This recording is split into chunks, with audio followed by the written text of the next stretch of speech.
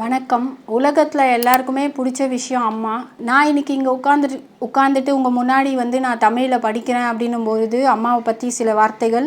அதுக்கு எங்கள் அம்மா தான் காரணம். ஏன்னா எனக்கு அம்மா தான் ஆ போட சொல்லி கொடுத்தது. அது இன்னும் எனக்கு மனசில் இருக்குது. ஸோ நான் அம்மாவுக்காக இந்த கவிதையை படிக்கணும்னு ஆசைப்பட்றேன்.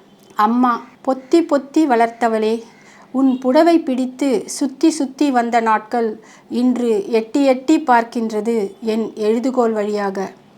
நினைவுகள் சரிய சரிய, கண்ணீர் துளி கசிய கசிய, பழைய நினைவுகள் பம்பரமாய் சுழல சுழல மனதிற்குள் நிறப்பிறகை நிகழ்கிறது.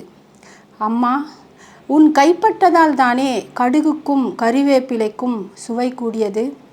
உன் வெகுளிதனத்திடம் தோற்றுத்தானே வெள்ளை நிலவு தலை குனிந்தது. அறிவு கெட்டவளே என்று அடிக்கடி திட்டும் அப்பாதானே உன்னிடம் ஆலோசனை கேட்டது. அம்மாவை படைத்து விட்டுத்தானே பிரம்மனால் சொர்க்கத்தை படைக்க முடிந்தது. நீ கற்றுத்தந்த தமிழ்தானே இந்த வெள்ளைத்தாளுக்கு வண்ணம் பூசிக்கொண்டிருக்கிறது.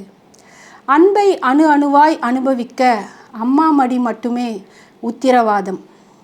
அம்மாவிற்கு நிகர் அன்னை, அன்னைக்கு நிகர் தாய், தாய்க்கு நிகர் அம்மா. உலக ஒட்டுமொத்த ஆராய்ச்சி மையம் இன்று வரை தோற்றுக்கொண்டே இருக்கிறது உன் அன்பிற்கு ஈடாய் என்ன இருக்குமென்று. அம்மா, இன்று நானும் ஒரு தாய்.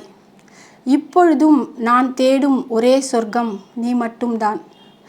மீண்டும் உன் கருவறைக்குள் எனக்கோர் இடம் கிடைக்குமா? நன்றி அம்மா.